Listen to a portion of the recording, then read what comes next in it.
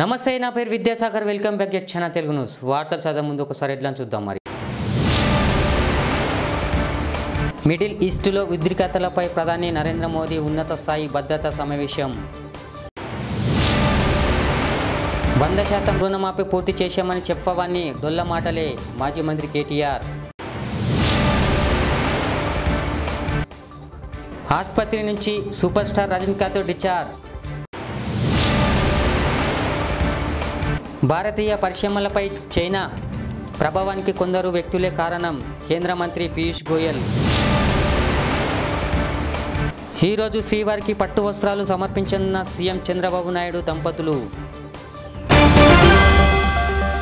పశ్చిమ ఆసియాలో పెరుగుతున్న ఉద్రిక్తత దృష్ట్యా ప్రధానమంత్రి నరేంద్ర మోదీ ఉన్నత స్థాయి భద్రతా సమావేశాన్ని పిలిచి ప్రస్తుత పరిమాణాలపై చర్చించారు. ఈ సమావేశంలో ఇజ్రాయెల్పై ఇరాన్ బాలిస్టిక్ క్షిపణి దాడి తర్వాత పెరిగిన శత్రువులపై హోంమంత్రి అమిత్ షా, రక్షణ మంత్రి రాజ్నాథ్ సింగ్, విదేశాంగ మంత్రి, ఆర్థిక మంత్రి, జాతీయ భద్రతా సలహాదారుతో కూడిన కమిటీతో పాటు ప్రధాని చర్చించారు.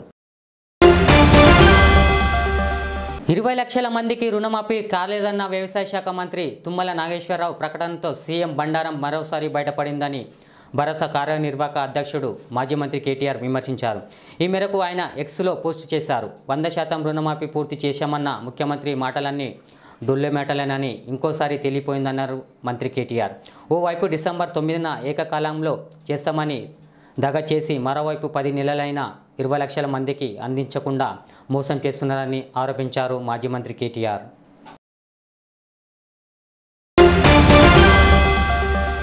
సూపర్ స్టార్ రజనీకాంత్ ఫ్యాన్స్కు గుడ్ న్యూస్. తాజాగా ఆసుపత్రి నుంచి సూపర్ స్టార్ రజనీకాంత్ డిశ్చార్జ్ అయ్యారు. చెన్నైలో అపోలో ఆసుపత్రి నుండి డిశ్చార్జ్ అయిన సూపర్ స్టార్ రజనీకాంత్ నేరుగా ఇంటికి వెళ్లారు. 3 రోజుల క్రితం అనారోగ్యంతో అపోలోలో చేరారు సూపర్ స్టార్ రజనీకాంత్. సర్జరీ అనంతరం పూర్తిగా కోలుకొని ఇంటికి చేరారు సూపర్ స్టార్ రజనీకాంత్. భారతీయ పరిశ్రమలపైన చైనా ప్రభావానికి దేశంలోని కొందరు వ్యక్తులే కారణమని కేంద్ర మంత్రి పీయూష్ గోయల్ మండిపడ్డారు. ఆయన వారు ఇంకా చెన్నైలో వెనుకొస్తూనే ఉన్నారని తెలిపారు. చెన్నై తయారీ కేంద్రంగా అభివృద్ధి చెందడానికి యుఎస్, భారత్లో ప్రభుత్వాలు అనుసరిస్తున్న విధానాలే కారణమని తెలిపారు. ఆంధ్రప్రదేశ్ సీఎం చంద్రబాబు నాయుడు ఈరోజు తిరుమలలో పర్యటించనున్నారు. తిరుమలకు చేరుకొని ఆలయంలో ప్రత్యేక పూజలు చేయనున్నారు సీఎం. రాష్ట్ర ప్రభుత్వం తరపున శ్రీవారికి సీఎం చంద్రబాబు నాయుడు దంపతులు పట్టు వస్త్రాలు సమర్పించనున్నారు. సాయంత్రం 7 గంటలకు తిరుమలకు చంద్రబాబు చేరుకోనున్నారు. రాత్రి 8 గంటలకు తన సతీమణి భువనేశ్వరితో కలిసి శ్రీవారికి పట్టు వస్త్రాలు సమర్పించనున్నారు చంద్రబాబు నాయుడు. అక్కినేని నాగార్జున కుటుంబంపై మంత్రి కొండా సురేఖ చేసిన అనుచిత వ్యాఖ్యలపై నాంపల్లిలోని ప్రజా ప్రతినిధులు కోర్టులో గురువారం అక్కినేని నాగార్జున పరువు నష్టం దావా చేశారు. సెక్షన్ 356 BNS కింద చర్యలు తీసుకోవాలని పిటిషన్లో కోరారు.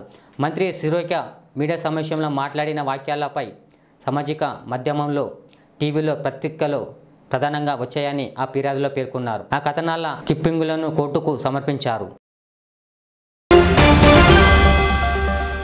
రైతులకు ఏకకాలంలో రూపాయలు 2 లక్షల రుణమాఫీ వర్తింపజేస్తామని హామీలు ఇచ్చి అధికారంలోకి వచ్చిన కాంగ్రెస్ కప్పుదాటు వైఖరిని ఎండగడుతూ మాజీ మంత్రి ఎర్రబెల్లి దయాకర్రావు నేతృత్వంలో తొర్రూరులో శుక్రవారం భారీ ధర్నాకు సిద్ధమయ్యారు.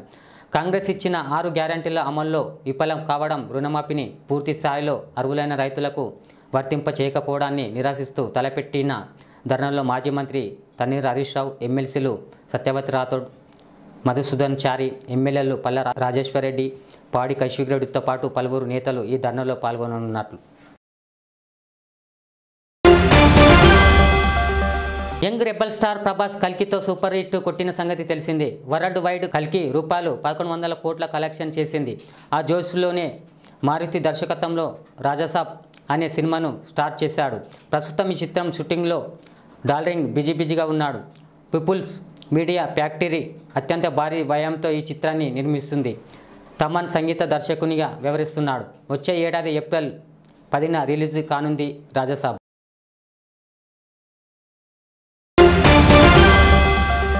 సూర్యాపేట జిల్లాలో 65వ నంబర్ జాతీయ రహదారిపై శుక్రవారం తెల్లవారుజామున ఘోర రోడ్డు ప్రమాదం సంభవించింది. మునగాల మండలం ఆకుపాముల వద్ద అర్ధరాత్రి దాటిన తర్వాత ఈ ప్రమాదం జరిగినట్లు తెలుస్తుంది. హైదరాబాద్ నుంచి విజయవాడ వైపు వెళ్తున్న పాలు ట్రావెల్స్లు చెందిన 3 ప్రైవేటు బస్సులు ఓ డీసీఎం వ్యాన్ ఒకదానికొకటి వేగంగా వచ్చి ఢీకొన్నాయి. ముందుగా వెళ్తున్న బస్సును వెనుక నుంచి వస్తున్న డీసీఎం ఢీకొట్టగా దాని వెనుకలే వస్తున్న మరో 2 బస్సులు డీసీఎంను బలంగా ఢీకొన్నాయి. ఈ ప్రమాదంలో డీసీఎం డ్రైవర్కు తీవ్ర గాయాలయ్యాయి.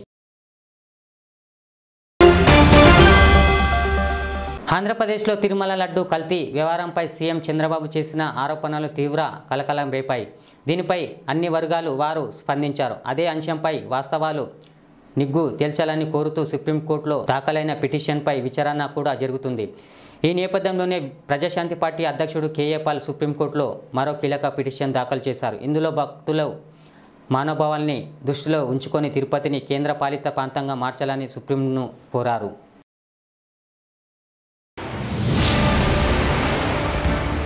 మిడిల్ ఈస్టులో ఉద్రిక్తతలపై ప్రధాని నరేంద్ర మోదీ ఉన్నత స్థాయి భద్రతా సమావేశం. 100% రుణమాఫీ పూర్తి చేశామని చెప్పవన్నీ డొల్ల మాటలే మాజీ మంత్రి కేటీఆర్. ఆసుపత్రి నుంచి సూపర్ స్టార్ రజనీకాంత్ డిశ్చార్జ్. భారతీయ పరిశ్రమలపై చైనా ప్రభావానికి కొందరు వ్యక్తులే కారణం కేంద్ర మంత్రి పీయూష్ గోయల్. ఈరోజు శ్రీవారికి పట్టు వస్త్రాలు సమర్పించనున్న సీఎం చంద్రబాబు నాయుడు దంపతులు. చూస్తూనే ఉండండి జెట్ ఛానల్ తెలుగు న్యూస్. మళ్ళీ కద్దాం. అలా లైక్ చేయండి, షేర్ చేయండి, సబ్స్క్రైబ్ చేయండి.